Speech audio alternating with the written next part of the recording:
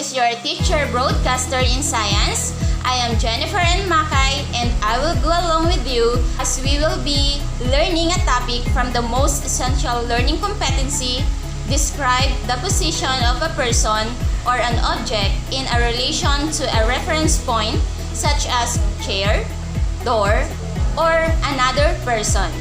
Today, kids, we will be focusing on the forces that affect motion.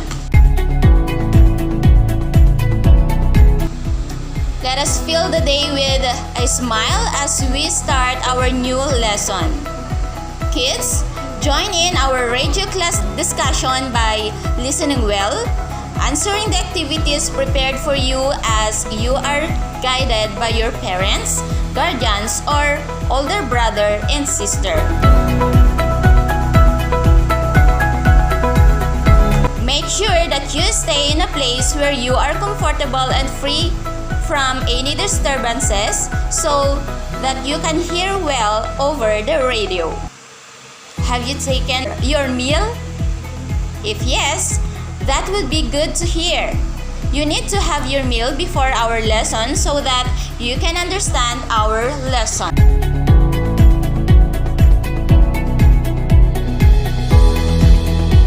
Are you ready? Then, let's start our lesson. Kindly get your activity sheets, ball pen and pencil, and get ready to listen and learn.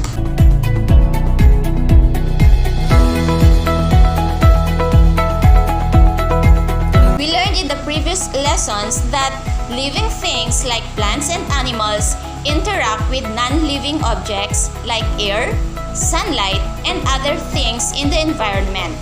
They move because of the energy they have. Can you still remember it? I'm glad that you can still remember it.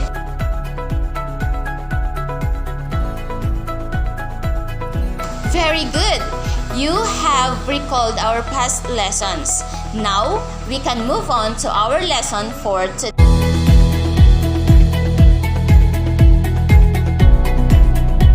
Energy is related to force. Objects have energy that give them force in moving. Every day, we do our daily activities because we have energy that give us power to move. Movement or motion is a changing of position over time. But do you know that there are forces that affect motion? Objects change their motion due to different forces. Later on, you will have another activity, so listen very well. I am sure that you can easily answer the activities as long as you focus on our lesson.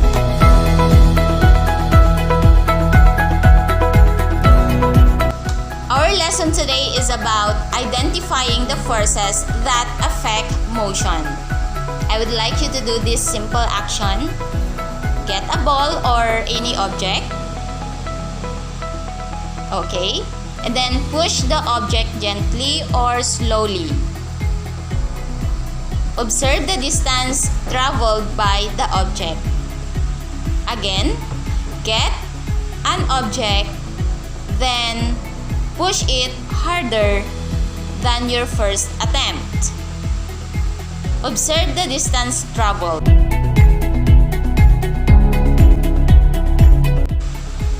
Kids, compare the distance traveled by the object as you have applied the two force. You can observe that the distance traveled by the balls are different.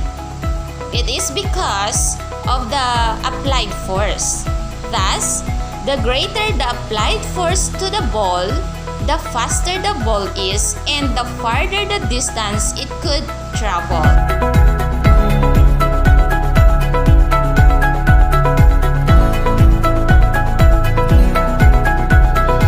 I will now talk about the different forces that affect motions or movement. Listen well, kids.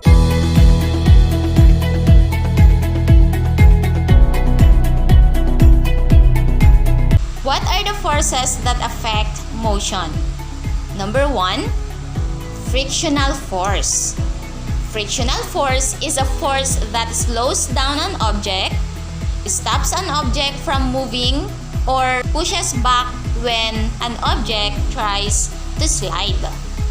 Example: pulling the bag in a rough surface will slow down the movement of the bag because rough surface offers greater friction, while the bag in a smooth surface is much easier to pull because smooth surface offers less friction.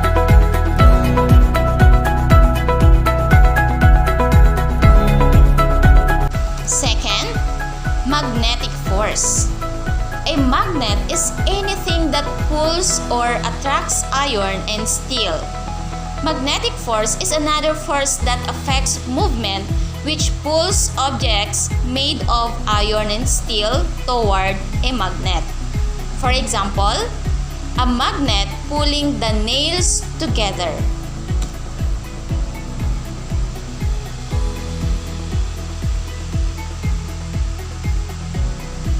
Number 3, force of gravity. Gravity is the force that pulls objects toward the center of the earth. For example, the ball he throws up will eventually fall.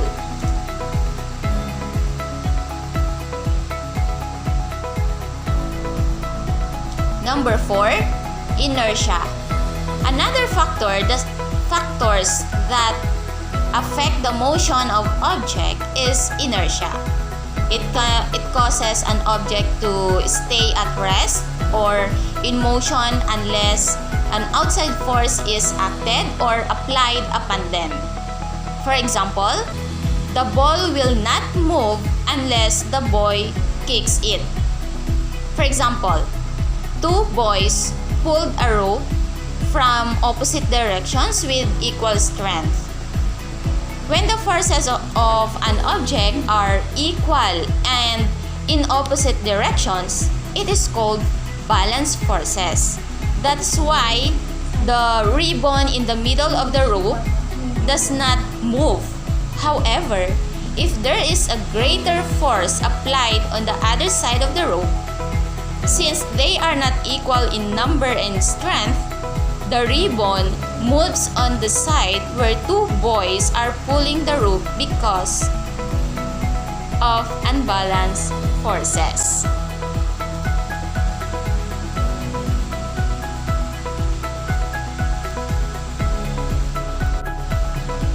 Can you mention again the 4 kinds of forces?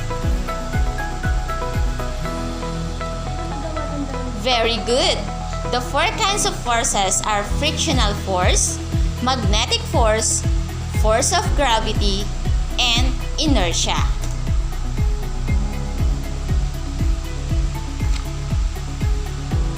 Did you understand our lesson for today? Very good. So now, let's move on to the activity about forces and motions. Prepare your learning activity sheet and have your paper and pencil.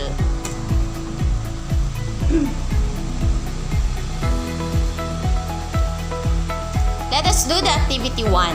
I will read the instruction. Write your answer on the space provided. So, let's proceed. Activity 1. Write true if the statement is correct and false if it is not. Write your answer on the separate or write your answer on the learning activity sheet. Okay, number 1. Force is needed to make things move. Is it true or false? Number 2. The forces are balanced when the forces of an object are equal and in opposite directions. Is it true or false? Number 3. A magnet pulls or attracts wood and plastic. Number 4. An object will move if all the forces are balanced. And number 5. Inertia causes an object to stay at rest or in motion unless an outside force acted or applied upon them.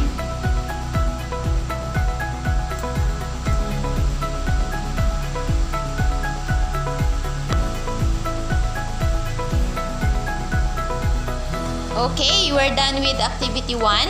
Now, let's proceed to activity 2. I will read the direction and be sure that you are holding your learning activity sheet. Activity 2. Read each question carefully in column A. Choose between a square and a heart that best describes your answer in column B. Write your answer on that sheet. For column A, number 1, what would happen to the crumpled paper if you throw it up? So you choose your answer in the column B. Put a check in the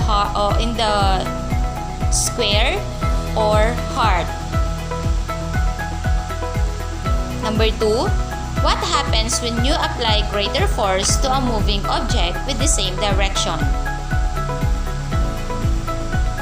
Number 3, which surface has more friction? Number 4, what are balance force?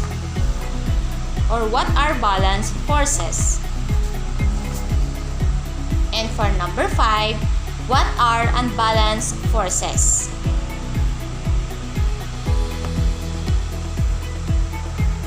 Okay, so we're done with activity number 2. Now, let's proceed to activity number 3.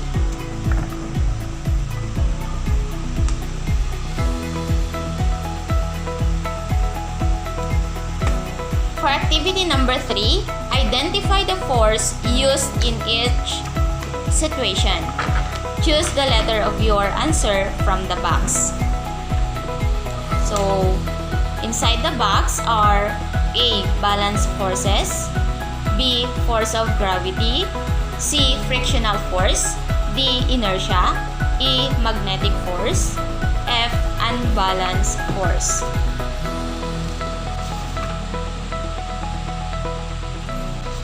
For activity number 4, I will read the direction. Answer the following questions. Encircle the correct letter of the correct answer. That is 5 items.